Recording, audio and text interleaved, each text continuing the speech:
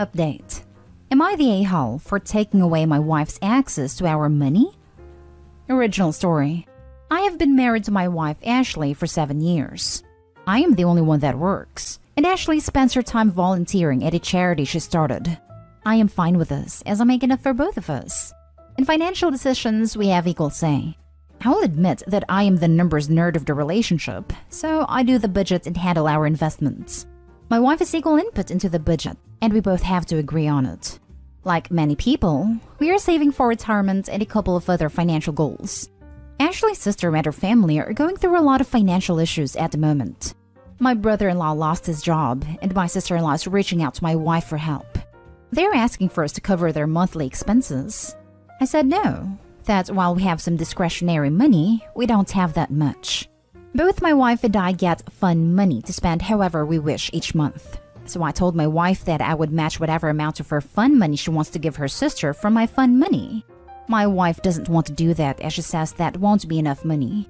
She wants us to reduce the amount we are saving each month to help her sister. I refused. I do not want to jeopardize my family's future for her sister's present. Ashley was very unhappy with my answer, but I refused to change my mind. I found out last week that my wife gave her sister money out of our general savings account. I was furious. To me, this is a complete betrayal of trust. I confronted her, and her reply was that I forced her to go behind my back by being unreasonable. I was angry. I ended up going to the bank and opening up new accounts in my name only. I moved the balances to my new accounts. I left in enough money for the expenses that she typically pays according to our budget. Things like groceries, her gas, etc., as well as her fun money. I did not leave her without access to any money, but I did leave her with access only to money that she is supposed to spend according to the budget we both agreed to. I went home and told her what I had done, and now she's accusing me of financially mistreating her. I pointed out that she is the one that took advantage of my trust, not the other way around. That it is on her to prove to me that she's worthy of my trust because after what she did, I don't trust her anymore. She said that if that was the case, she should just leave, that she wasn't going to be treated as a child. I told her to leave then, because I wasn't going to give her the opportunity to steal from me again when it is clear she isn't even sorry for what she did. She'll have to stay with her sister.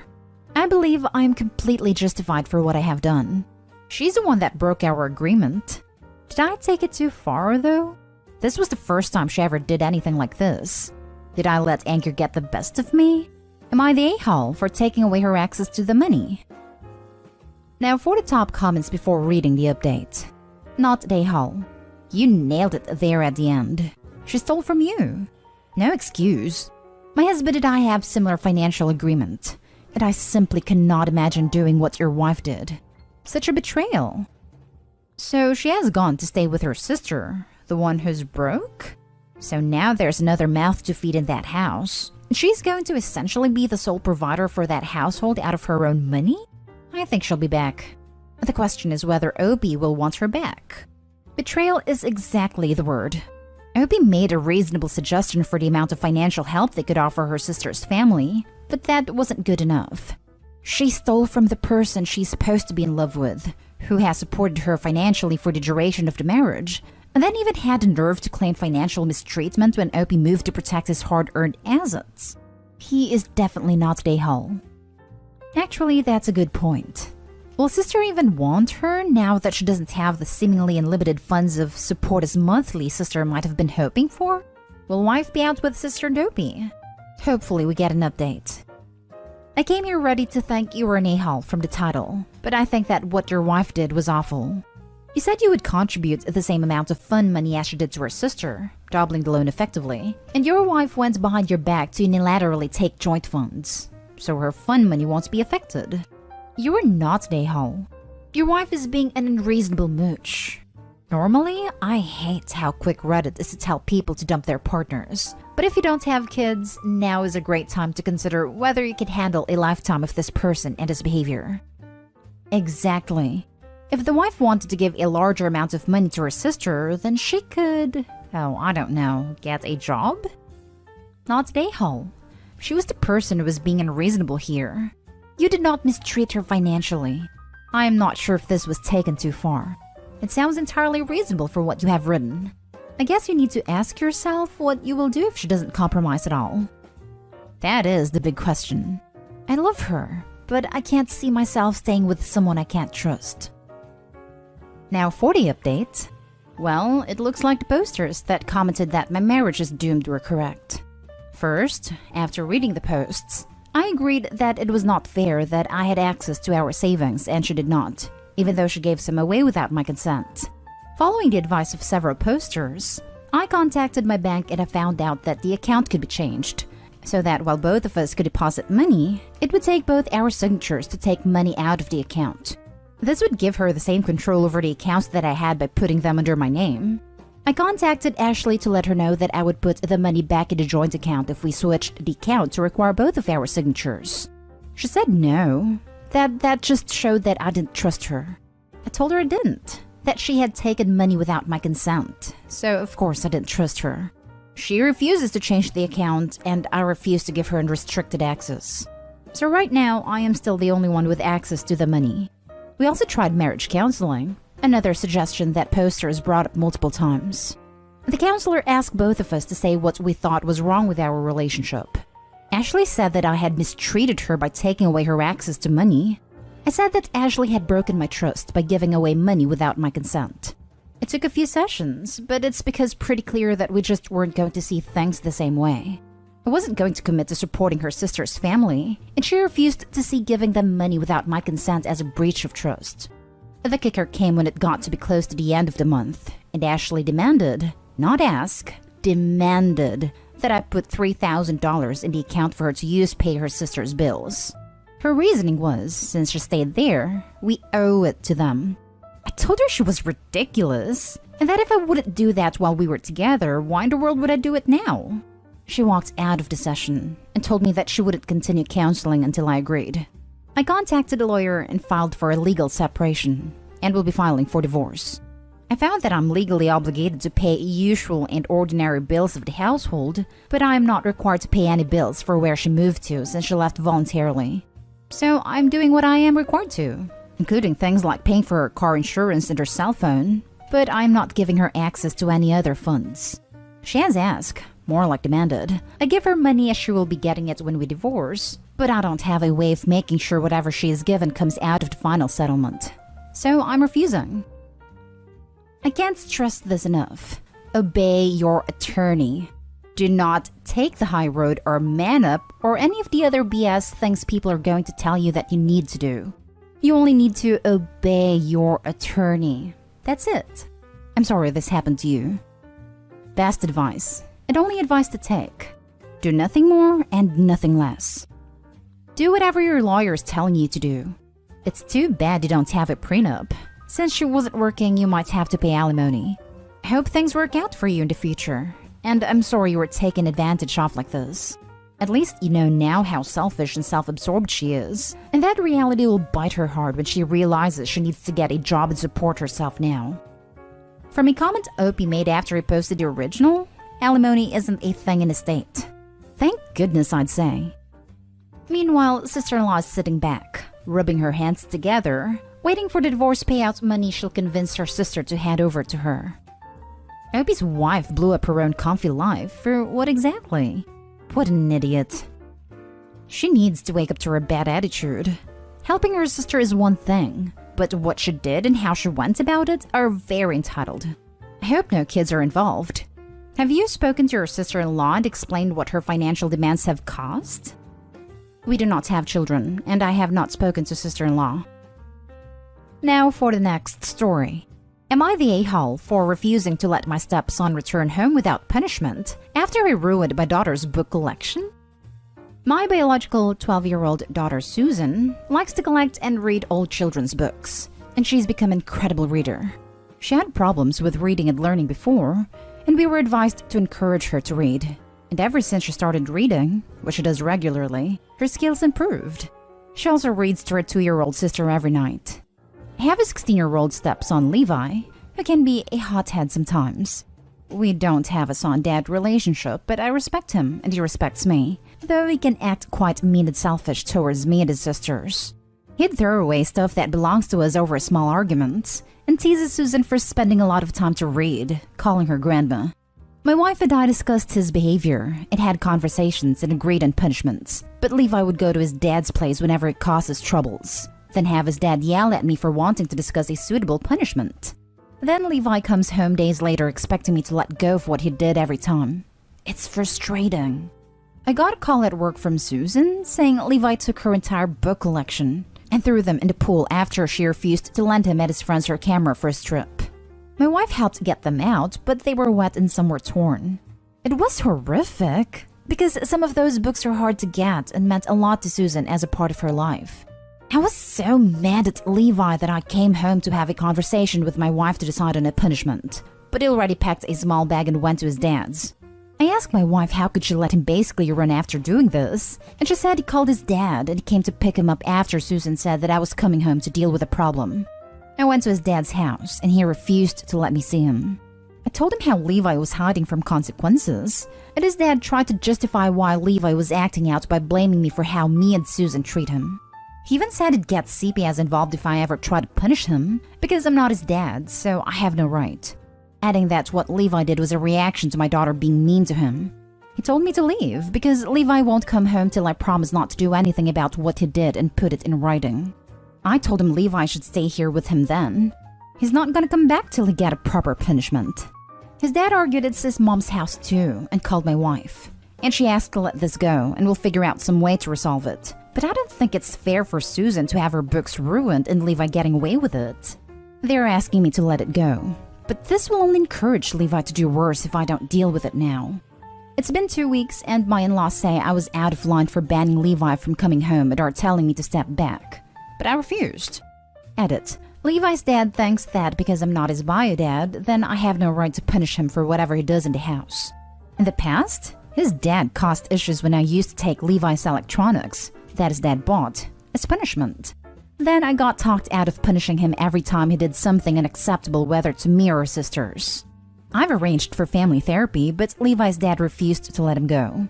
I'd like to mention that my in-law said that Levi is willing to apologize to Susan, and so this should be enough to get this over with. But I kept saying no, and for that I'm being considered at fault. Now for the comments. Not the a-hole. If your wife refuses to punish her son, then you need to divorce her, or at the very least, move into a separate house with Susan and your youngest daughter until Levi's out of the house for good. If your stepson continues to get away with hurting Susan with no consequence, Susan is going to suffer greatly. This is a hill to die on. Edit. To everyone telling me that divorce is a crazy suggestion and is an overreaction, I would like to point out my suggestions specify that he should do it if his wife refuses to punish her son. I'm not saying that he shouldn't try to convince his wife first. I'm saying that if she continues to go along with her ex-husband and refuse to punish her son when her son does horrible things to his daughter, then Opie needs to separate his daughters from the stepson. If Opie does manage to get his wife on his side, then no, obviously he shouldn't need to divorce his wife. Agree 100%. This is a hill to die on. Not just for the daughter, but also Levi. He needs not only the consequence of his action, but intervention from a trained professional. I'd start with selling everything he has at your house and using the money to start replacing her books. A-Books is a good website for purchasing hard-to-find books. Another vote for this being a hill to die on: your daughter needs to see some justice here, not the a-hole. You don't teach respect by acting disrespectfully. Children are smart enough to see hypocrisy for what it is. Justice is banning the boy from the house. Stealing from the boy would only be revenge. Solving the issue would be dealing with the mom who lets this happen. File a complaint in the small claims court for the value of the books. Keep it up with everything he destroys. When Bio Dad is on the hook for paying all of his destructive behavior, he'll change his tune. Now that sounds like a plan. I couldn't imagine losing my books at the hands of a sibling, especially considering the book prices aren't exactly going down with time. Last story is titled, "Am I the a-hole for not telling my ex and her boyfriend that they should act like the soccer game was life?" I, male 25, have an 8-year-old son who loves soccer more than anything. He plays in a team, he plays with friends, and he even joins me and my friends on Saturday evenings. His mom wasn't in his life until he was 7. I don't know why she didn't want to be in his life, but I accepted it. I'm saying this because till now, their relationship is rocky. His birthday was a week ago, and after he celebrated with his friends, I finally managed to get a whole day just for my son. Considering that I can't let him stay up till 1 a.m. to watch Copa America, I recorded the game of his favorite team, Colombia against Brazil, and we were ready to watch it on Saturday. A few friends of mine came with a Brazil flag and a Colombian flag, so that in case Colombia won, my son could laugh at my friends. Their idea. My ex and her boyfriend came too. No clue why she brought him, as we never invited him, nor did my son. We threw a few steaks on the grill, got ready, and started the game. Then the boyfriend of my ex wanted to bet on the game, searched up the stats, and noticed that at this point the game happened a few days ago. Instead of rationally thinking and playing along, he simply said Brazil won 2-1. I was too late, but still told him to shut up. My son went upstairs in his room and me and my friends wanted them to leave for what they did. I got a call later the day from my ex, saying that I should have told them this in advance. I simply hung up and ignored all the other calls. Am I the a-hole? Edit. My ex doesn't understand soccer, and her boyfriend wasn't invited. So I thought that I don't really need to tell her the game is recorded and not live. Who the hell places bets on a game at an 8-year-old's birthday party? Real winner, that guy. Never thought about that. And on top of that, for a sport he clearly doesn't follow, otherwise would not have needed to look up on his phone to find out the game was from 2 days before. Not the a-hole. It was obvious to anyone with a brain that the people in that room didn't know the results of the game yet. He spoiled it deliberately. You also didn't have the chance to pre-warm him since he wasn't invited. You're not the a-hole. You also didn't have the chance to pre-warm him since he wasn't invited. This point needs to be shouted loudly. Not the a-hole. The boyfriend wasn't invited, and common sense states that if it seems like no one knows the outcome, you keep your mouth shut. Not the a-hole. I feel so bad for your son. That was a really good idea you all had, and some prick ruined it. Your ex should have asked if she could bring him over, and given his lack of social awareness that he shouldn't have gone, it doesn't shock me that he's placing bets at a child's party. Yeah, but we ended up watching the Colombia versus Uruguay game, and fortunately Colombia won that one.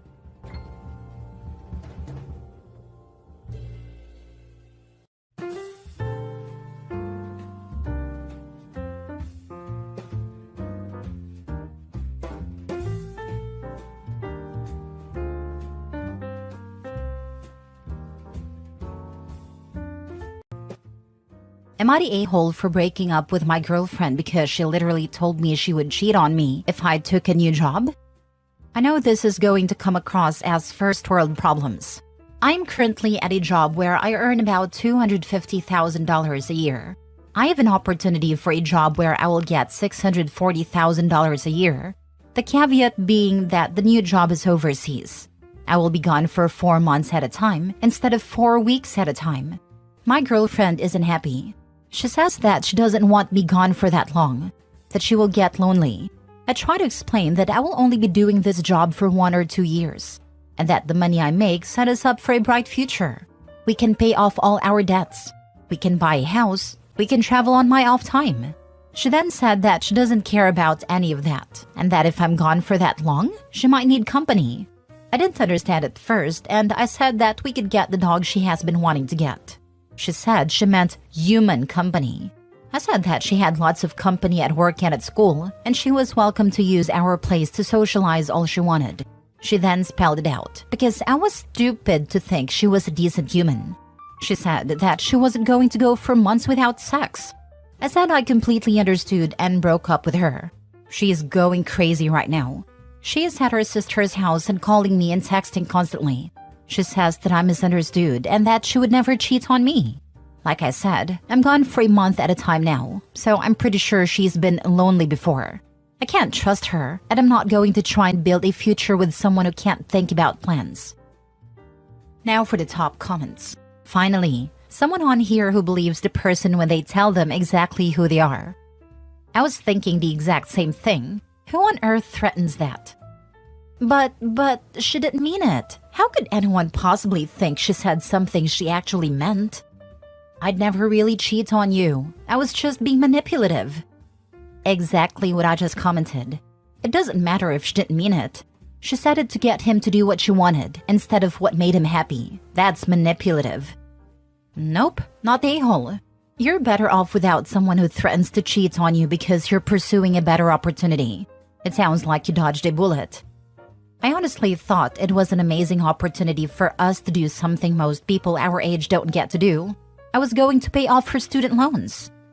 Her sister probably told her how much of an idiot she is, and now she regrets the words out of her mouth. Stay your course, dude. Girlfriend, if you choose the job, I'll choose human contact. OP, okay, you do that, because I'm breaking up. Girlfriend, surprised Pikachu face. What did you think would happen? Not the a-hole.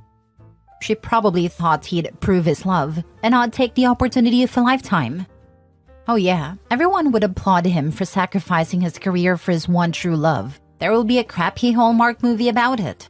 There will be so many awards. I won't be watching.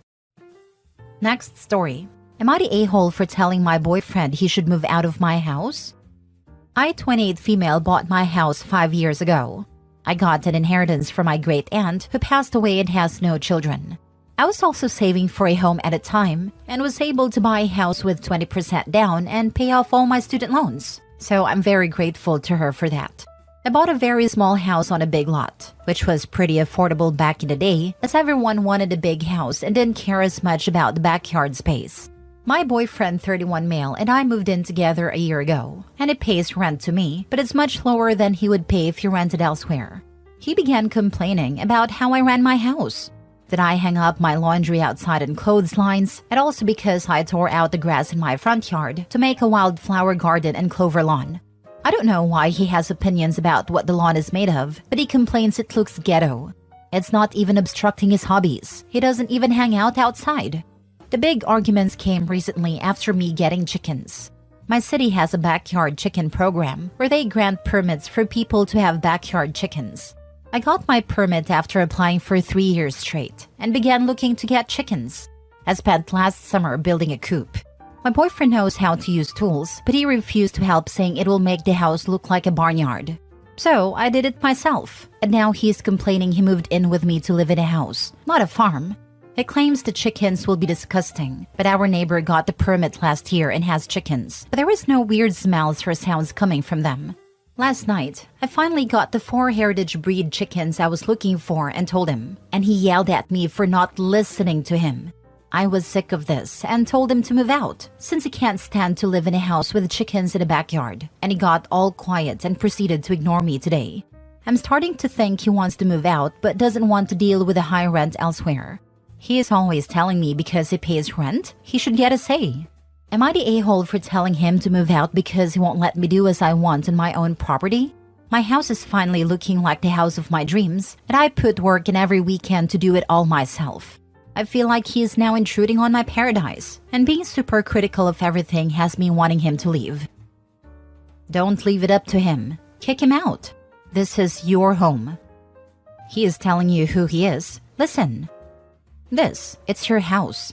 This is not the man for you. Somewhere out there is a chicken-loving, wildflower-picking dude looking for a home and a good woman, and you won't find him with that loser clinging to your leg.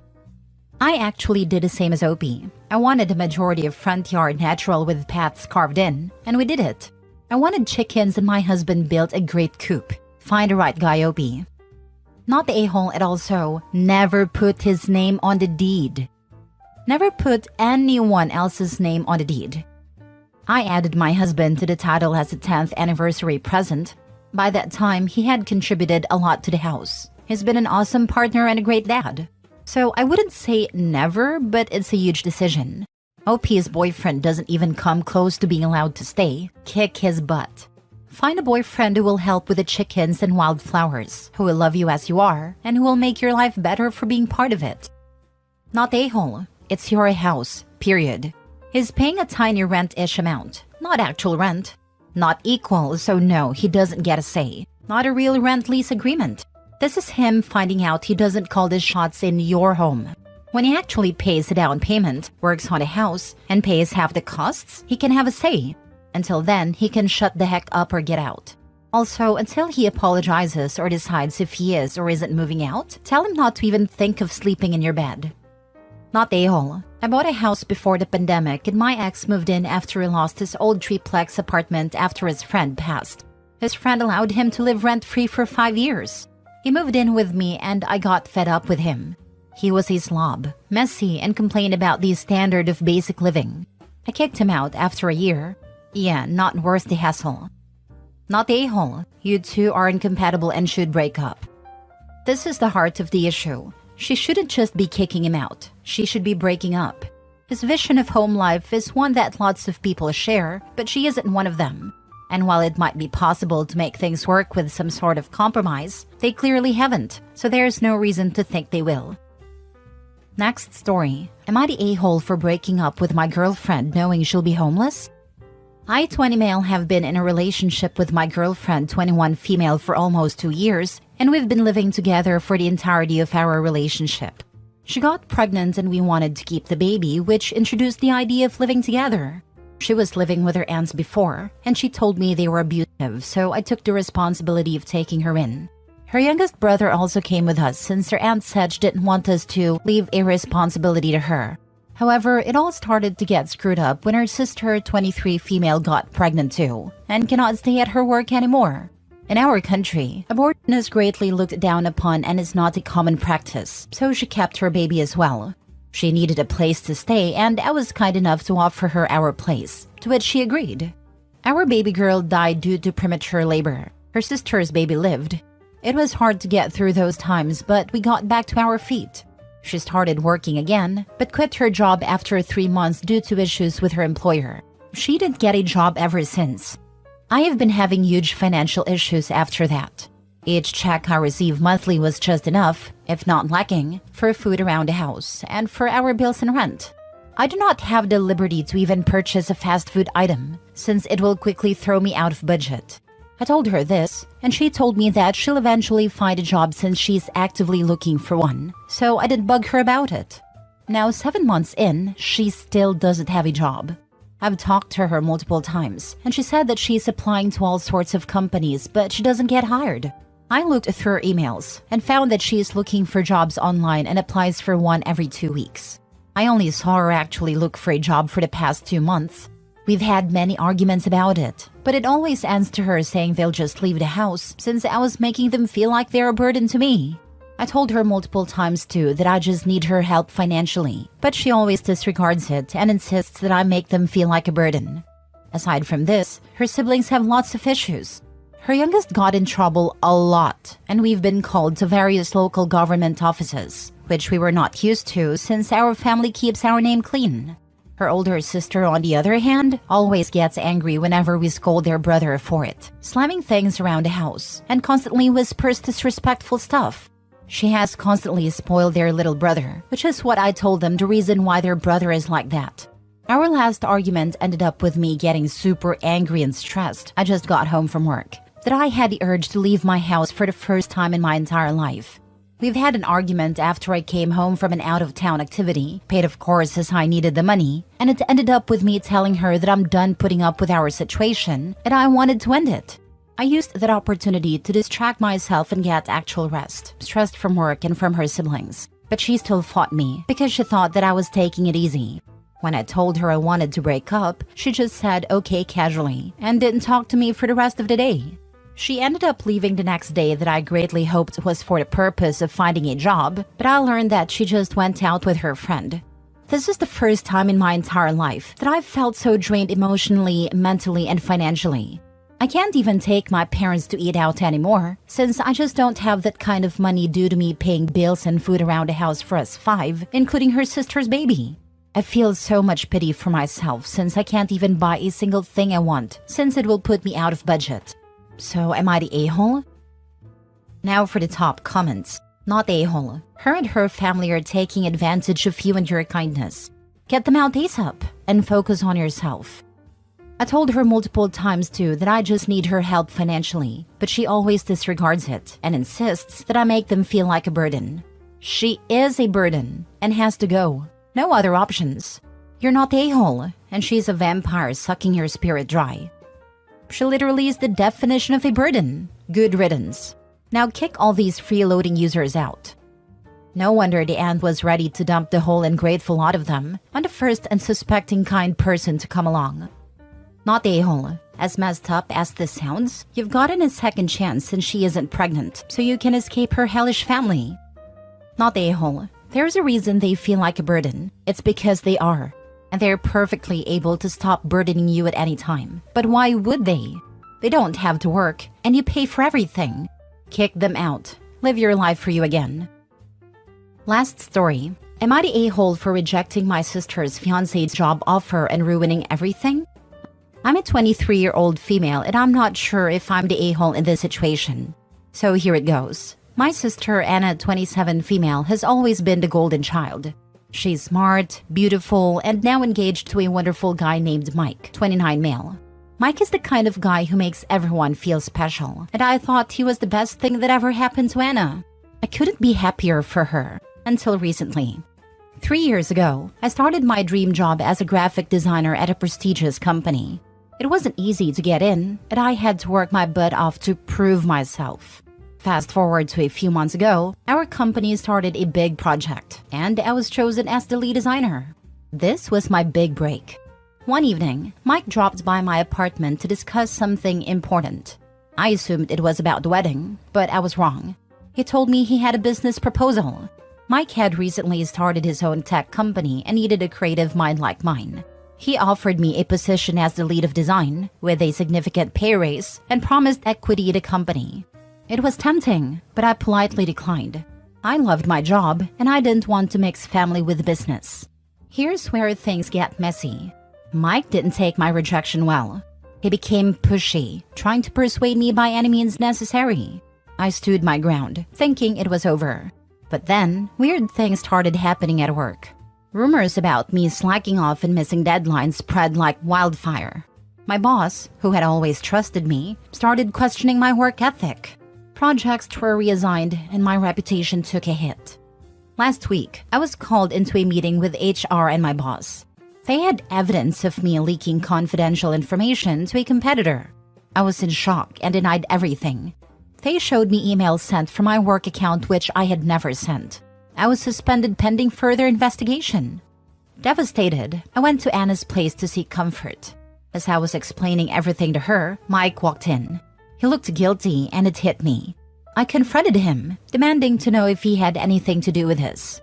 After a tense standoff, he admitted to hacking into my email and sending those emails to sabotage me. He thought if I had no job, I'd be forced to join his company. Anna was horrified and broke off the engagement on the spot. Now my family's divided. My parents are furious with Mike, but are also blaming me for provoking him by rejecting his offer. They think I should have just accepted a job to keep the peace. Anna's supportive, but she's devastated. My friends are telling me to take legal action, but I'm scared of the repercussions. So Reddit, am I the a-hole for rejecting my sister's fiancé's job offer and causing this mess? Okay, here's what I think you should do. 1. Take legal action. 2. Inform your employer of what transpired. 3. Find out how he hacked into your work email and take measures to prevent another hacker from doing the same. The most common method of hacking is simple social engineering, so be more careful with your work account, even if you are with trusted people. 4. Have a talk with your parents about how blaming you for this helps no one, and that they're defending the person who broke one of their daughter's heart and put the other one's livelihood and reputation at jeopardy. I'm sure what they said come from a place of shock and confusion, and that they do not actually blame you for provoking him. Godspeed. The company needs to know that they're vulnerable, and you need to clear your reputation. That mark on your record will haunt you forever otherwise. Not a-hole. Legal actions are a must. I totally agree with you. Is that the kind of person your parents really want in their family? Someone who can't accept no?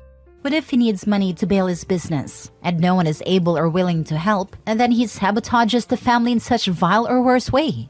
What if someone comes to light about him and your sister's relationship where she has to leave him, and he can't accept? What if their future children disagree with his want? Religion, activity, career path, school choice, sexual orientation, etc. Call the authorities and Mike. As soon as you hang up with the authorities, call your employer and explain that the authorities have been involved in what happened. Gather all the evidence. You can hire a lawyer and sue him. Mike is insane. Your parents are insane. Why the heck would you accept a job offer from a psycho that clearly belongs in jail? So they want one daughter to be married to an insane criminal psycho stalker and the other one working for him? What the heck is wrong with them? You're not the a-hole at all.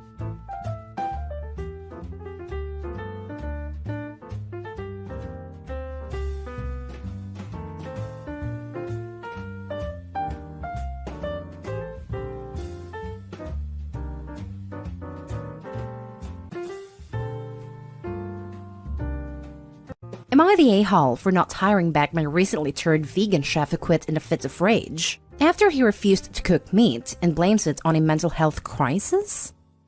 My wife and I own a restaurant, and our specialty is our variety of locally sourced meats. Recently, our head chef has come out as vegan. We were very supportive of him and even started buying vegan foods for him to eat at work. Last week, he informed us that he couldn't work with the meat anymore because it conflicted with his values. Although this was an inconvenience because he was the head chef, we were understanding and decided that we would assign other chefs to work with the meat. Then last Sunday, he told us he no longer would be ordering meat from our suppliers, didn't want to see or smell meat around him, refused to work on preparing the menu for the fall, and other duties that are directly related to his title as head chef, and that he just didn't feel comfortable working in an establishment where meat was served. When asked what solution he proposed, he said we had to stop serving meat. We told him that wasn't going to happen. We had already tried to accommodate him, but this was unreasonable. He then gave us an ultimatum. We either become a vegan restaurant or he quits. I told him he was getting worked up and suggested he sleeps on it before he says or does something in the heat of the moment and regrets it later. He said he didn't have anything to think about and quit on the spot because we are a couple of murderers who profit off the torture and suffering of animals, and he was disgusted at us and we're a pair of seawards, etc. He said a bunch of nasty things, and even as he was walking out the door, he kept yelling, in front of the customers, about how we and everybody who works here have no morals or empathy, and all we care about is money, and he wished we were cooked alive. Then yesterday, my phone starts ringing, and it was him wanting to apologize for his behavior and ask for his job back. I told him not gonna happen. He had disrespected and insulted my wife and me in front of our team, disrespected and insulted our entire staff, and caused a scene in front of the customers. Absolutely unacceptable behavior. Sorry, but no, you can't have your job back. He said he was having a mental health crisis. That's why he acted out. I'm sorry, but that's not a get-out-of-jail-free card. You just don't drop that sentence and expect me to act as if nothing happened. Actions have consequences.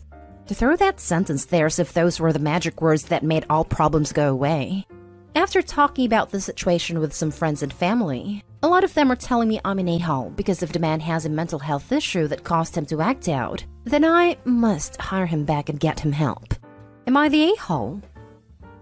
Now for the top comments. You attempted to give this person every single accommodation you could think of. You told them to take a breath and sleep on his decision before doing anything drastic. In my mind, you already went above and beyond to accommodate this person. So you don't set yourself on fire just to keep this guy warm. Most likely what happened is that he realized there really aren't many, if any, opportunities for strictly vegan chefs in your area. And when the reality of not having a job hit him, he came begging. The thing is though, hiring him back would be risky. What if he decides to purposely destroy a shipment of expensive meats? What if he stops putting meat in certain dishes resulting in you having to compromise meals? What if he decides to tell your staff and your customers that he wishes you would all be cooked alive again? Quitting for moral reasons is one thing. Quitting the way he did? Making outlandish demands? And wishing that everyone in your restaurant makes him unfit for employment, regardless of his mental health status. And if he gets his stuff together and comes back later on down the line, apologizes, tells you how he's in therapy or on medication, etc., then maybe you could consider hiring him back. But until then, you have to do what is best for your employees and your family, not an a-hole. A head chef in a restaurant that specializes in meat dishes that decided he wasn't going to cook meat anymore should have lost his job right there. Yeah, what this guy did is like if an NBA player said he was no longer going to shoot the ball no matter how open it was. Not an a-hole. You're correct that mental health crisis is not a get-out-of-jail-free card. If your chef had come to you and asked for time off to deal with issues and you said no, you would be the a-hole. Instead, He cursed you and your wife in front of staff and customers, and he walked out without notice, leaving you in a bind. He quit, but he deserved to be fired. That's how I feel. This is someone who has worked with me for 6 years. I know him very well. Fair enough that if he actually has mental health issues, he maybe wanted to keep it private, but he never mentioned anything in the past. It felt more like exactly that, a get-out-of-jail-free card, like he was expecting to say the words and I would hire him back. He has seen in the past how other employees have had mental health issues or difficult personal situations, and we have gone above and beyond to accommodate them. He knows if he had mental health issues, he could come talk to us, and we would have worked something out. But to behave like an A and then just say, "Oh, but I was having a mental health crisis," and now I'm being told I must hire him back, otherwise I'm discriminating. He quit, and he disrespected my entire staff and made a scene. Can be my best friend, but if you behave like that, in a way that can also affect my reputation in business, then I don't want you in my team. Not A-hole. You can be sympathetic to his mental health and not hire him back. You didn't mention if he said he was actually getting help for his mental health, which would be key for me to even slightly considering bringing him back. Probably still would not, as he would probably still have the same opinion about cooking/serving meat. I did ask if he has a therapist or somewhere to turn for help. I've struggled with depression for years, and I was more than happy to recommend my own therapist or work with him to find him one he would click with. He said he didn't have one, and didn't really need to talk to anyone. Again, if this is true, sorry that you're going through it, but not my job to hold your hand and walk you to the therapist's office myself. Now for the next story. Am I the a-hole for publicly posting a message from my brother's landlord? So I, 26 male, am a twin. My brother and I had a very rough childhood, and it took a horrible toll on him. He ended up with a really debilitating mental illness, and has suffered from substance dependency since we were in our teens. I love my brother so much, and I've always done my very best to be there for him. But if any of you have had a loved one with these issues, you know how hard it can be. 2 weeks ago, he passed away from an overdose. It broke me honestly. Despite everything, he was my best friend in the world, and I feel like a spare part without him. My brother lived by himself in a flat, which is where he passed away. I won't get too detailed, but it was a few days before he was found, so there was some cleanup required in the flat. I guess he was in rent arrears too, because yesterday, 3 days after my brother's funeral, his landlord reached out to me via Messenger. He said, and I quote, "Hi Opie, I'd once again like to tell you how sorry I am for your tragic loss. I cannot imagine how you feel having lost your brother. I know you were his only next of kin, so I just like to get the feelers out vis-a-vis a monetary issue. Your brother was quite behind on his rent and owed £1,500. With the cleanup I paid for following the incident, the total comes to £1,550.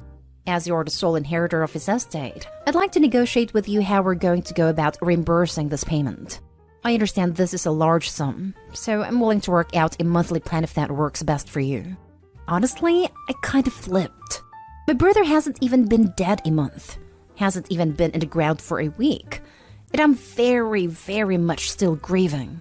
I haven't even really processed that he's gone. I can't really believe that this guy thinks it's appropriate to start bugging me for money so soon. I went on a huge rant to my husband about it, and ended up not responding to the message but screenshotting it and posting it to Facebook. Several of my friends agreed that this guy was totally over the line, but he messaged me later absolutely furious that I was trying to ruin his livelihood and lambasting him for doing his job. We ended up having a bit of an argument where nothing really got resolved. Was I out of line here? Was I justified? Edit. Something I've realized was unclear. The cleanup landlord paid for was not the biohazard cleanup. My husband and I paid for that. However, the landlord paid for an ordinary domestic cleaning service to come in afterwards, and after my brother's stuff was collected. This is the cleaning cost he referred to. Something coming up a lot, so I'll put it here. This dude owns at least 5 properties currently, and has been a landlord for at least 25 years. Per his own website and social media. I highly doubt my brother's the first tenant death he has ever dealt with. Not today, Hall. It always baffled me how people think the next of kin is somehow responsible for the deaths of the dead. He didn't say next of kin was responsible. He said, and is right, that the estate is responsible. The landlord tried to intentionally muddy the waters, They're both talking about the estate and also a monthly payment plan. There is no such thing as a monthly payment plan with an estate. Either the estate has the money or it doesn't. But the monthly part was what mostly upset me, to be honest, because that's him pretty much directly admitting he's expecting me to pay out of pocket. Not an a-hole. He should go through the proper channels as a debt would as per of the estate. If your brother has no money in the estate and the laws don't require the family to pay him, he's out of options other than guilting you to pay him. See, this is kind of what husband said. He works in a law firm, though this isn't his area, and suspects landlord messaged me directly because he has no legal remit to claim this from me. You're the a-hole. I'm really, really sorry for what you've been through, but I think publicly posting this message was wrong. The landlord needs to make a living, especially at a time when people are struggling financially. And as miserable as this has been for you, you do have to be prepared to tie up loose ends. The landlord waited 2 weeks and phrased his request as tactfully as he could under the circumstances. If you felt it was too soon for you to deal with us, you could have simply told him that instead of exposing him to public ridicule. Once again, I'm so sorry about all you've been through, and I'm sorry to call you an a-hole. It really does just mean I think you're technically in the wrong in this situation. Next story. Am I the a-hole for turning my husband's friend and his girlfriend away when they came to visit? My husband and I have 4 kids. He has a close friend named Mike. He used to visit us regularly with his wife Lillian and their 2 kids. So Lillian and I also became best friends. We'd see her every week at our house, and our children started hanging out together a lot. Lillian and Mike unfortunately got divorced 8 months ago, so no more family visits for Mike. But Lillian and the kids kept visiting weekly. Last Sunday, I invited Lillian and her kids for dinner. My daughters and I prepared favorite kids' meals and did some cleaning as the girls were looking forward to see Lillian and the kids. Well, my husband had Mike come over Sunday morning. Mike said he also wanted to bring his new girlfriend over dinner later on. I apologized and said I was already having guests over. He asked who they were, and I said Lillian. He was taken aback. No idea why, as he knows I'm close to Lillian and invite her over all the time. Then Mike asked me to call Lillian and cancel her visit because he wanted to bring his new girlfriend to come meet me, my husband, and kids. I told him sorry, but I can't cancel dinner. Mike reminded me that his girlfriend is his family, and since he's my husband's friend, then I should be welcoming her to my home and get to know her and let her get to know the kids. The conversation got nowhere, and my plans for the evening were assumed. Lillian came with the kids, and then the door rang while we were eating, and it was Mike and his girlfriend. My husband opened the door, but I followed and refused to let Mike in, and told him I was already having guests. But he demanded that I tell Lillian to leave, since she had her chances of visiting but his girlfriend never did. I argued with him and said he doesn't get to dictate who is welcome to my house and who isn't, and told him to please leave and not interrupt dinner for my guests. He left after causing a scene. Now my husband said I should have handled it better, and I had no right to treat his friend's soon-to-be fiancé that way, since she's family and he wants to maintain good relationship with his friend. He called me judgmental and rude towards his friend, and should apologize because I will cost him a 15 years friendship with Mike. Mike was upset and claimed I was ganging up with Lillian to spite him, but I care about my friendship with her. Now for the top comments. Not a a-hole. I'm having a hard time imagining people like Mike can exist. Not an a-hole. I'm not surprised at all. Reddit has molded me to darkness of crazy. OP he only pushed so hard because he wanted to spite the ex for his new. I think Mike is gonna get dumped. Imagine showing up at someone's door for dinner, and then realizing your boyfriend has already been told you aren't welcome there at this time, and then boyfriend starts demanding the hosts kick out their guests? Oof, I'd run so fast. Not an a-hole, OP. Mike is an entitled A. And then to realize the guest your boyfriend is trying to have removed from someone else's home are his ex-wife and his children, who he already knew were going to be there. I'm just imagining the poor girlfriend standing there all dressed up, maybe even with a bottle of wine or a casserole dish in her hands, wondering what in the living hell is going on, and then putting 2 and 2 together. I'd be mortified. I hope she dumped his butt. Well, now we all know why Lillian left him. The sheer entitlement of that a-hole is astounding. It's your home, and he doesn't get to tell you who you can or can't invite into it. Nonetheless trying to demand who can or can't be friends with. Holy crap. Not a-hole. Edit. Just got to the last paragraph and I am now super pissed at your husband too. His friend acted like a total jerk. And he expected you to apologize? Let's stamp his forehead with a-hole while we're at it. He should be supporting the prior plans and offering another night for dinner with Mike. You guys can be totally excited to meet his new girl on a night where you didn't have prior plans. If this has been a dance recital or another activity not involving Lillian, I doubt this would have even been an issue. I would bet $100 that Opie's husband told Mike his ex was coming over that night. Then Mike decided that it would be a good idea to flex the fact that he has a new girlfriend in front of his ex. He also wanted to prove that Opie and husband value him over his ex. Now for the last story. Am I the a-hole for firing a person who is just trying to make a living?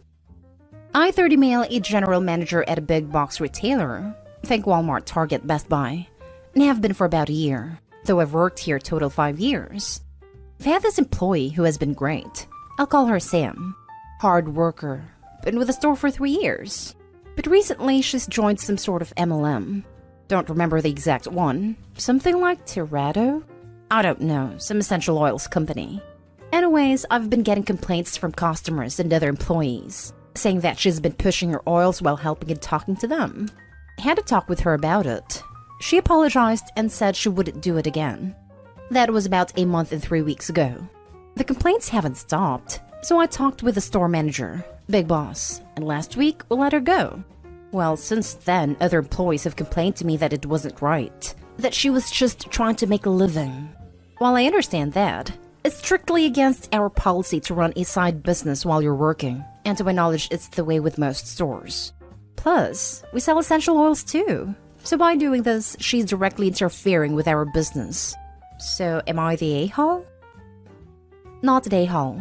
She was going under your nose and running a business in your business. Also, I believe the company you're thinking of is doTERRA, one of the most predatory companies, second only to Young Living. You don't want to associate with them, so glad you got that crap out of your store. Not only that, but their products are garbage, and they advise people to consume their essential oils, which is never advisable, according to the FDA, CDC, the Mayo Clinic. Not the a-hole. Her selling her products would hurt your store if it bothers the customers. She was very unprofessional. I doubt she cared about being professional, and likely was just using the job as a way to increase the number of potential customers she was exposed to. She was hurting everyone else who worked there, and was given ample warning. A lot of places would have fired her on the spot at first offense. Definitely not. It's store policy. You wouldn't allow solicitors into the store to do it. And that's exactly what she was doing.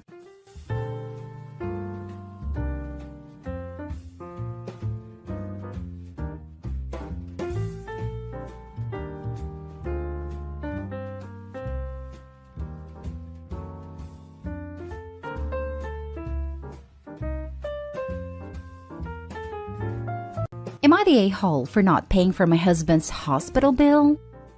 I, female 31, been with my husband, male 36, for 3 years. We don't share finances, and we each contribute to household expenses equally and individually. He's pretty adamant on being respected when it comes to money, meaning I should not be asking him for money to pay for personal stuff, and the same goes for him, save for when it's an emergency. Last month, I was at the mall shopping for a dress to wear at my sister's wedding, and the money wasn't enough. I called my husband to ask him for money, about $200, but he refused even though he had the money. I wasn't upset. Well, yes, I'm not gonna lie, I was upset about it, because I ended up buying a cheaper dress, but I didn't make a fuss or fight with him for not giving me money. Just a couple of weeks ago, he was involved in an accident. It wasn't serious, but his knee was bad but got worse. He asked if I could help him pay for the hospital bill because he didn't expect to stay longer due to his injury, but I refused. He begged, but I said no was still no. He tried to guilt me into paying by saying that I have money, and that is dealing with an emergency. I said his irresponsibility, whether with money or driving, wasn't my problem. He ended up getting help from his mom. In fact, she paid for the entire bill, then grilled me hard about my refusal to pay. She called me a vile witch and said that I was devoid of empathy or any wife material to do this to my husband. I was bothered by her harassment and told my husband to get her to back off, but he sided with her. I had an argument with him about his double standards, where I'm expected to pay for him and him not doing the same for me like the dress incident a month ago. He looked at me in disbelief, called me insane, and said that I was at fault for not helping him, because unlike the dress incident, this was actually an emergency. Even said I stepped out of line to act this petty and vindictive.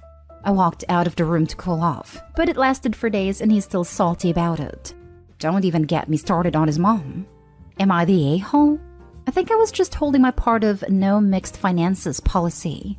So to provide more details, when I asked him to help pay for the dress, he asked if he'd get the money back, but I said no, because if I had the money and wasn't struggling, I wouldn't have asked for his help in the first place. That is why I said no.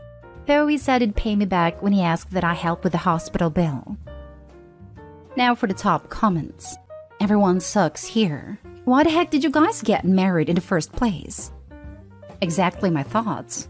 Marriage is when you work together, not against each other. I kept trying to verbalize what Opie and husband are doing to each other, and they're just doing their best to work against their partner. The level of mutual spite is insane. He's pretty adamant on being respected when it comes to money, meaning I should not be asking him for money to pay for personal stuff, and the same goes for him. Save for when it's an emergency. Everyone sucks here, Opie. Both of you suck. Let's put the your money's yours minus mine for a second. Buying a fancy new dress for your wedding is not an emergency. You had an agreement, and the dress is not included in it. Why did you even ask him? I was upset about it because I ended up buying a cheaper dress, but I didn't make a fuss or fight with him for not giving me money. Stop acting like that's a favor to him. It's a mutual agreement. He tried to guilt me into paying by saying that I have money and that he's dealing with an emergency. I don't see any guilting here. He's stating facts. If you think buying a dress you can't afford is an emergency, per your agreement, why is hospitalization after an accident not one too? He looked at me in disbelief, called me insane, and said that I was at fault for not helping him because, unlike the dress incident, this was actually an emergency. Even said I stepped out of line to act this petty and vindictive. I actually think is right. Calling you insane was spiteful on his part, but he's 100% correct about the emergency thing. And it couldn't be clearer you're being petty and going out of your way to prove your point. You're the a-hole. You specifically say that you don't share finances save for when it's an emergency. You wanting a new dress isn't an emergency. Your husband having an unexpected hospital visit and stay is the very definition of an emergency. They said save their own money for their own emergencies, and then it played victim to mommy. I'm not saying they have a healthy or productive relationship, or that they should be in one period, but both Opie and husband are a-holes. You're the a-hole. The fact that you think I want this dress that's out of my price range is an emergency, and hospitalization after an accident isn't, says some truly terrible things about your character. Next story is titled, Am I the a-hole for how I reacted when my boyfriend wanted me to pay half his mortgage but not gain equity in the house? I am a 27-year-old woman and I'm getting to a point in my life where I'd consider home ownership. I have a good job in tech and I'm in a low cost of living area, and I'd been seriously shopping for a beginner home for myself. My boyfriend, who is 32, owns a house and we are talking about moving in together. That's something I'd like in some ways. I want to take the next step in our relationship and I'd love to build a home together. But I also have some equity as a personal financial goal, whether that would mean owning a home together with my boyfriend or buying my own starter home. But he already has a home and he's the sole owner. He pays $1,300 a month in mortgage and taxes and $430 in utilities. He wanted me to move in with him and pay half of that. So $650 for the monthly payment and $215 for the utilities. So $865 total. But it'd still be the sole owner. I said that I'd either want to be living somewhere I'd be gaining home equity, or establish a rental agreement that is at least as good as my current rental situation, which is allowing me to save for a down payment. And if it's going the rental way, I'd want to lease and all the rights and responsibilities of the lessor, him and the lessee, me, laid out. For example, the maintenance responsibilities being on the landlord, term of occupancy defined, a written agreement on the cost of rent and other monetary responsibilities. And I'd want to compare that to my current lease. My current landlord is very on top of maintenance, charges me $680 a month for rent, all utilities included.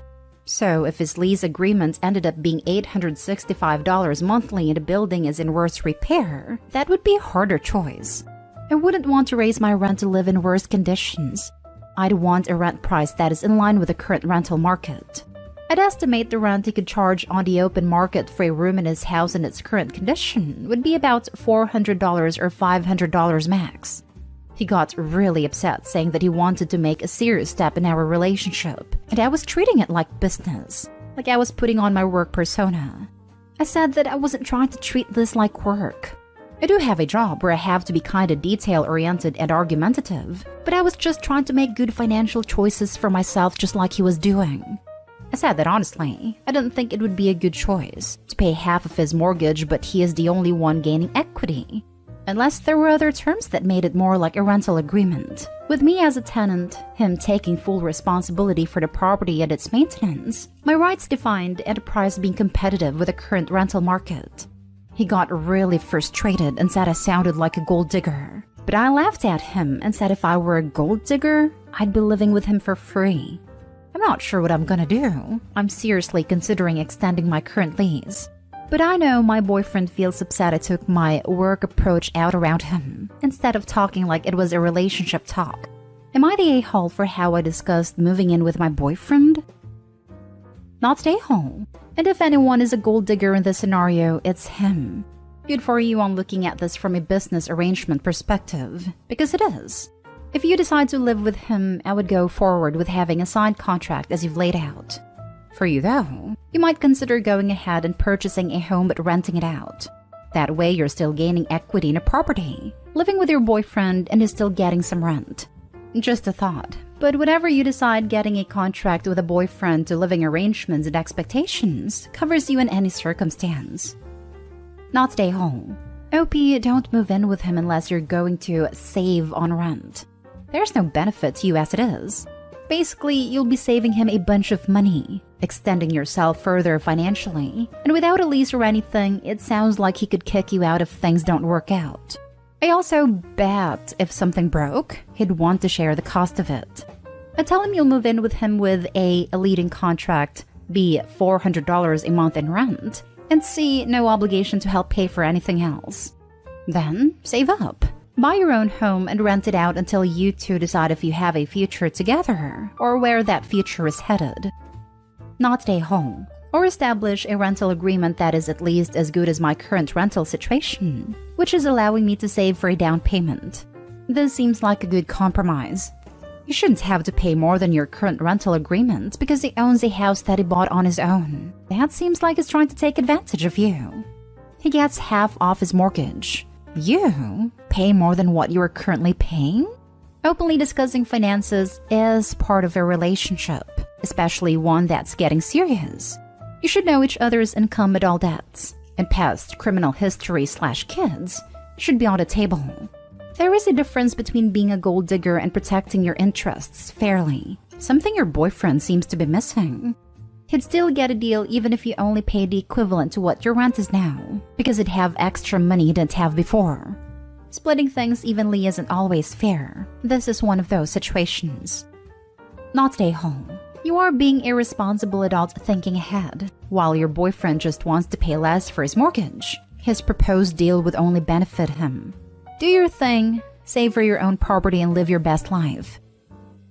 Next story. Am I the a-hole for refusing to put my packaged snacks back in the fridge per my husband's request? Hi, I, female 34, am diabetic, and keeping packaged snacks near me is essential, because oftentimes I get low blood sugar due to issues I have with appetite. I don't eat lunch or dinner properly. My brother-in-law and his pregnant wife moved in with us a month ago. The issue began when my sister-in-law started eating my snacks that I usually keep inside the fridge. I tried buying more snacks, but sometimes they run out, and I end up drinking water mixed with sugar in the middle of the night because I don't have anything else to eat, and my husband won't go out to the store and get me anything. I told my husband, and he told me to be patient with his brother's wife because she's pregnant and is considered sort of sick, so she needs to be cut some slack. I had it, to be honest. I moved all my snacks into the bedroom and inside a box just to keep them safe. Sister-in-law said it was strange that I no longer buy snacks, but I told her that I actually still do. I just keep them safe in my room so no one can touch them.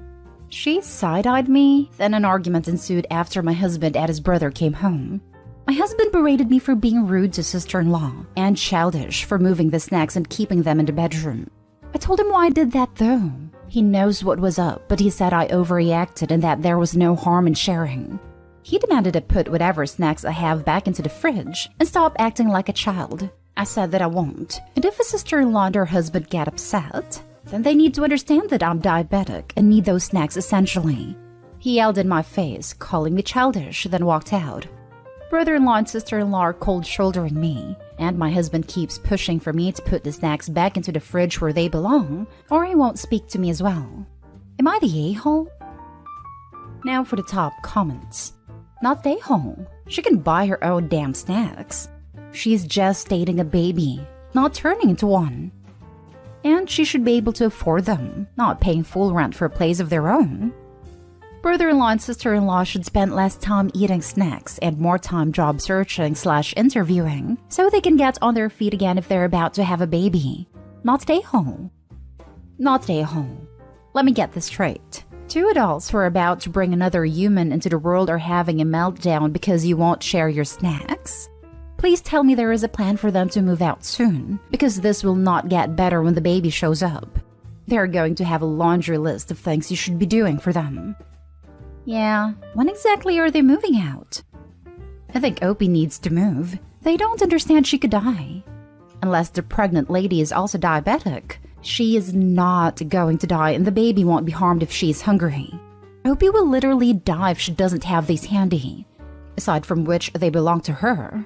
The husband yelling at his diabetic wife over snacks is the child. Your pregnant sister-in-law needs to buy her own damn snacks. Your pregnant sister-in-law needs to keep her hands off your snacks. Your husband needs to back you up. You're drinking sugar water in the middle of the night because there is nothing else? This is wrong. Your pregnant sister-in-law needs to be grateful and respectful that you took her in. Her entitled behavior is only going to get worse when the baby comes. I am so sorry. Not stay home and tell your husband to pound sand and buy a mini fridge and get a lock on it. And you don't have to care if anybody likes it. Take care of your own health first.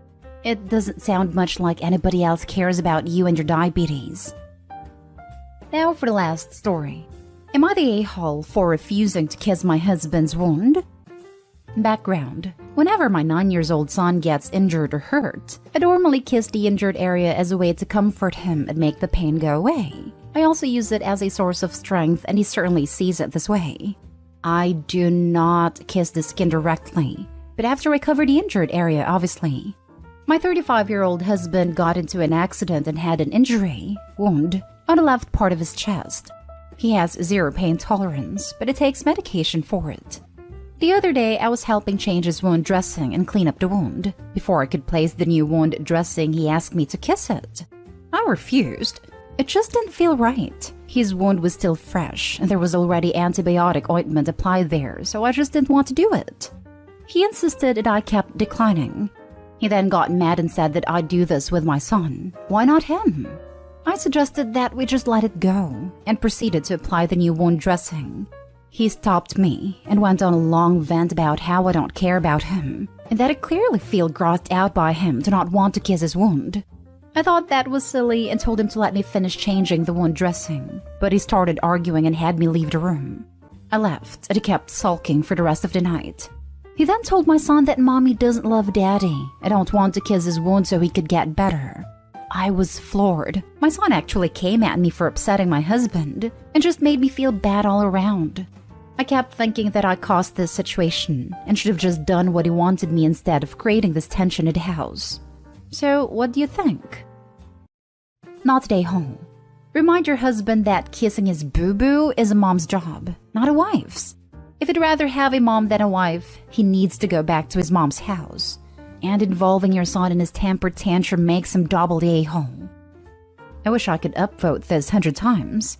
As a man, this post makes me embarrassed that he represents us. Not stay home. Your husband owes you an apology. Not only would I not apologize to him, I would 100% call him out on his manipulative behavior. Ask for an apology and agreement that he promises to never again use your child as a weapon. That crap is toxic AF. He should apologize to his son too. What a piece of work. This times 1,000. Kids do not forget parents switching about one another and puts seeds of doubt of an unstable household at a very young age. He needs to rectify the situation to the kid. You do not do it, OP. It is his responsibility. This 35-year-old man wanted you to kiss his open wound with ointment on it? Gross. I'm going to go with not the a-hole here. What husband seems to be missing is that she doesn't kiss the son's open wound either. She says she kisses it after it's bandaged. Hubby's one sick a-hole.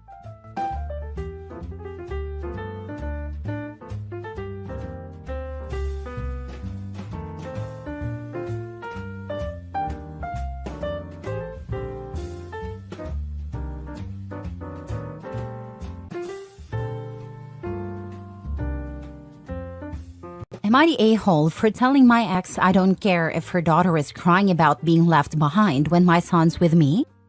I, 27 male, was with my ex for 4.5 years and we had our son 6 together. We broke up when he was 2, after I learned she'd cheated on me and the baby she was carrying might not be mine. When her daughter was born, we did a DNA test for both kids. My son was mine, which I felt I knew anyway, but it was also confirmed her daughter was not mine. She doesn't know who her daughter's father is, and I was asked by her parents, and her sister to raise her as mine anyway, so the kids would be brought up the same. I said no. We weren't married, so it wasn't like I was the assumed father, which made it easier for me to just get 50% custody of my son and focus on being a dad to him. Things between us aren't good, and I don't play a role in her daughter's life.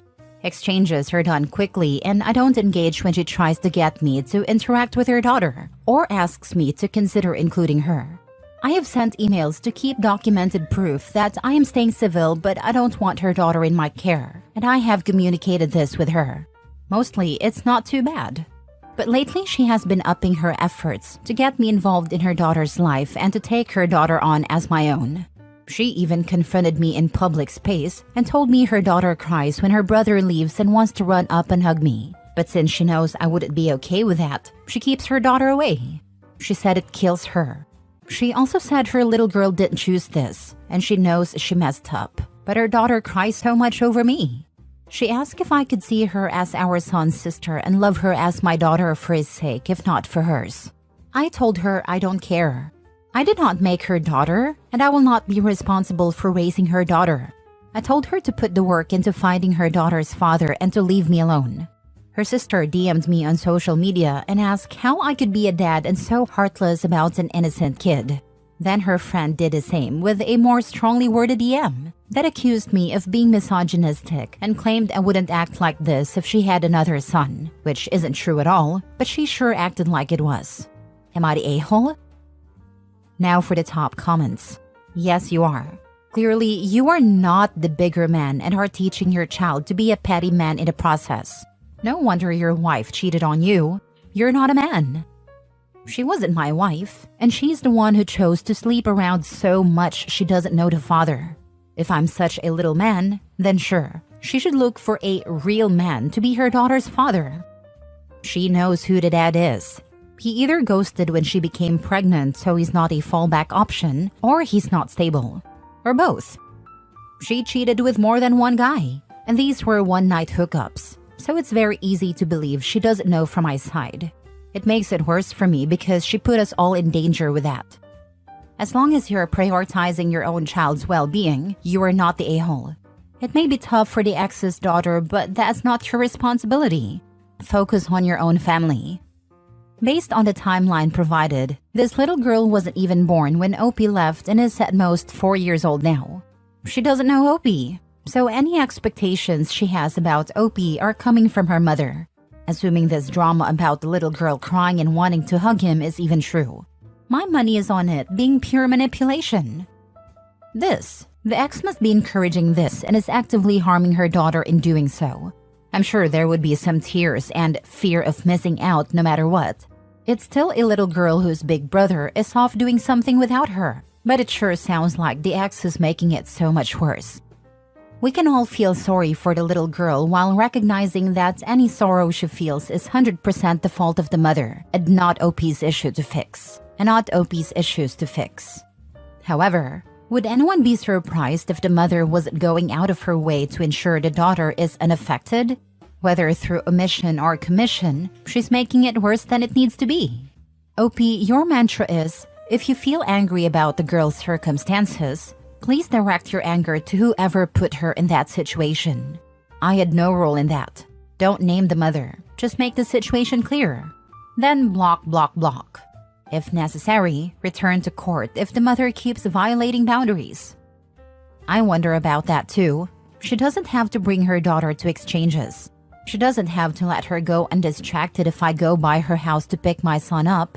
I've tried to find ways to stop this girl being present, and it doesn't work. So that's on my ex. Next story. Am I the a-hole for walking my sister down the aisle and saying I wouldn't do it for the girl my parents adopted? My parents were best friends with a couple named Ben and Kathy. They had a daughter who was a year younger than me. Growing up, she was horrible, especially to me. She'd steal my stuff, embarrass me in school, and bully me. In middle school, she passed around a photo of me as a toddler where I had no clothes on. She told everyone I wet the bed until I was 8. It turned out it was due to an undiagnosed kidney condition. She also tried to make me out to be a creep who was spying on girls changing. It wasn't true. It turned out to be her boyfriend at a time, but she said she saw me when some of the girls complained about feeling eyes on them. Ben and Kathy died when she was 15, and my parents adopted her and finished raising her. My sister and I were so angry at them. They knew what she was like, but they said she was family, and they'd promised her parents that we should love and be there for her. After the death of her parents and being adopted by mine, she changed and suddenly wanted to be close to my sister and me. But we wanted nothing to do with her. Our parents put us in therapy and punished us for ignoring her. But we were angry with them too and went no contact when we went to college. My sister is 2 years younger than me. We're still very low contact. My sister got married a few weeks ago, didn't even invite our parents or this girl, and I walked her down the aisle. At a family party over the weekend, it was talked about. Our extended family found it sweet. Then the girl said something about doing it for both sisters, and I said no way I would ever do it for her. She looked hurt, and my parents told me I was the one who couldn't let a child grow up and change how she was. I said she tried to get me in big trouble with that spying on girls changing. I said that kind of thing can ruin people. I also told them they chose someone who was never family over their actual kids. My sister backed me up. They said I didn't have to act like it was outrageous that I wouldn't walk this girl down the aisle too. And they said she's my sister whether I like it or not. Am I the a-hole? Not the a-hole. Stop engaging with all of them for peace of mind. Stop trying to explain. The answer ends at no. Why can't OP's dad walk her down the aisle? Why is this even an issue? OP's parents are just trying to start some drama. Agreed in both fronts, not the a-hole and don't engage. She may be your adopted sister, but she's also your bully, and that outweighs any familial relationship. Do your parents not care how this girl treated you? Sure, people can change, but scars from bullying never go away. Your adopted sister is going to have to live with the guilt and accept that you want nothing to do with her. The person walking down the aisle chooses who accompanies them, but one can also decline to do so. Stay low contact with your parents and adoptive sister. Actions have consequences, not the a-hole. They never acted like they cared. They put me at risk of being accused of even worse, and who knows why she didn't, but I feel so lucky because they didn't protect me from that. Heck, they knew she was putting me through hell and acted like she was still my family. As someone else with an abusive adopted sibling, I didn't even tell my brother. It was a small affair, so I just prayed he didn't come by my parents' house because that's where we hosted the reception. I don't even let my toddler near my brother on the off chance he's around. Your parents didn't get the message when they were left out of their daughter's wedding? Also, this girl only said that you get a reaction and cause trouble. She fully knows you'd never do that. She's playing your parents for suckers. Nope, they still hope we'll reconcile one day. Maybe my sister will. She didn't deal with as much. But me? Never. Next story. Am I the a-hole for telling my dad I'm not cutting off my grandma for not treating my stepsister the same as me? My dad and grandma have been fighting a lot since he got married 5 years ago. Grandma knows that dad has poured way more energy into his stepdaughter 16 than me 17, and she tried to warn him that it was pushing me away. Dad would get defensive and say I needed to adjust to sharing him, and look, I get a mom out of it, like my stepsister got a dad out of it. She told him I was being left out, and that it wasn't his wife's job to make up for him focusing on his stepdaughter. It was on him to be a father to his son. My dad called her an interfering old bat and told her to buzz off. I backed my grandma up during one of their fights, and he accused her of putting it in my head. But I went to her about it, not the other way around. In retaliation, my grandma spoiled me and showered me with love and affection, and she doesn't do anything for my stepsister. This made my dad and his wife super mad. They said we should be treated equally or neither gets anything.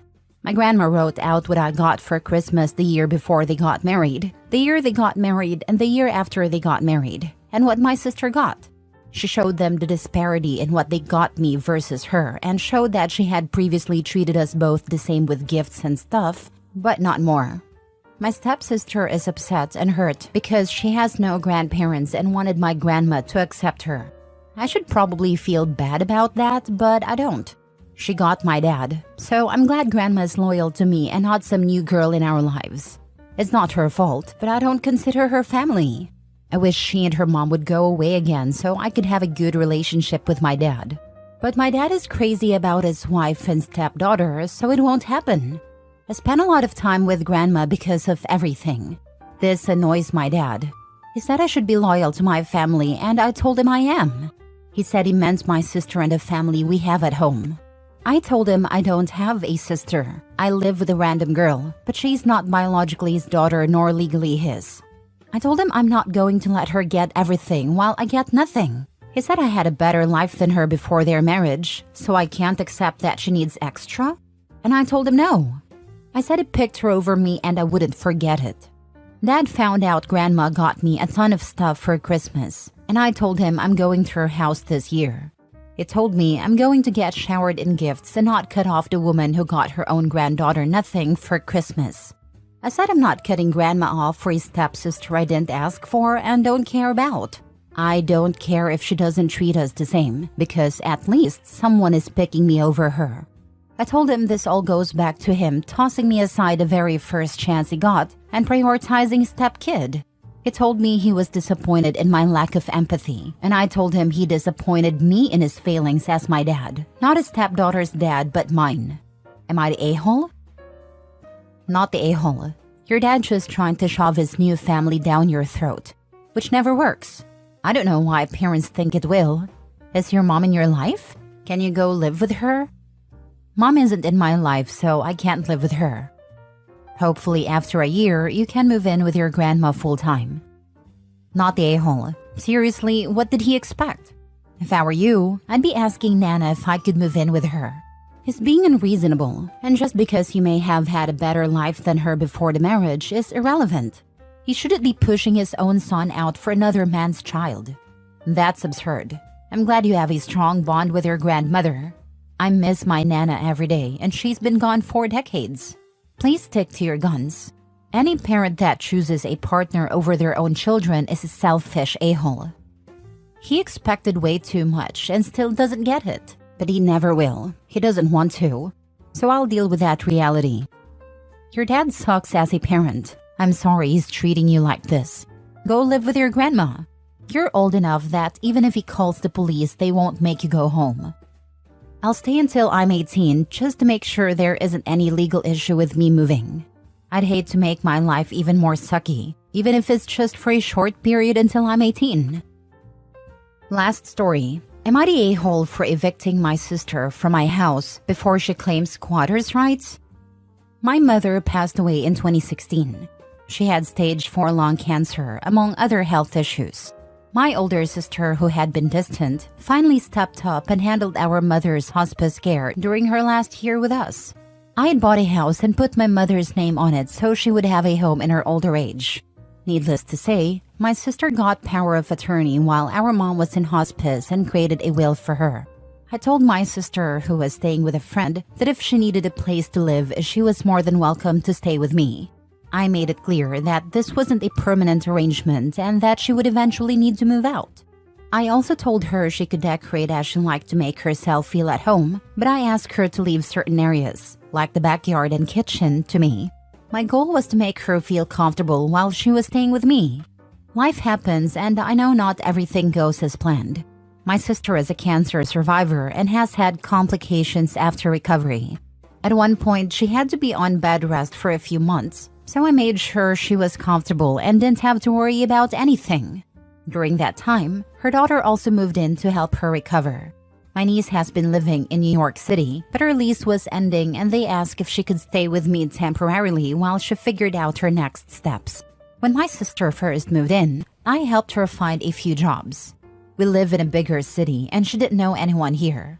However, she's had about 6 or 7 jobs since moving in, and none of them worked out for her. From what I've gathered, there's always some kind of drama with her managers or coworkers. Eventually, I had to stop finding her jobs because I started losing friends over it. Now to the heart of the issue. Last year, in December 2023, I let my sister know that my girlfriend and I wanted to take our relationship to the next level, and I asked if she could please find a place to live by spring 2024. I thought she understood me, but by spring, I realized that wasn't the case. When I asked if she had found a place to live, she was shocked. Then she became angry, saying she felt like I was kicking her out. She also brought up my house, claiming she was owed a portion of it because our mother's name was on it. After I got her to calmly talk to me, we discussed things further. She eventually agreed to look for a place within the next 6 months. This was in March 2024. I told her I would help her with rent money and moving costs to make the transition easier for her. When she asked about the timeline, I said 6 months should be plenty of time to find a place and move out, but I asked her not to make me wait another year. This is now December 5, 2024. She texted me this morning saying, "What if I can't find a place by the 15th? What do you want me to do? And how am I supposed to pack in 2 weeks?" I didn't check in with her weekly about her search for a place, but I figured she was an adult who could handle it. If she had asked me about storing some of her things here until she got settled, I would have said that's fine. I didn't expect her to move everything in one go. So am I the a-hole here?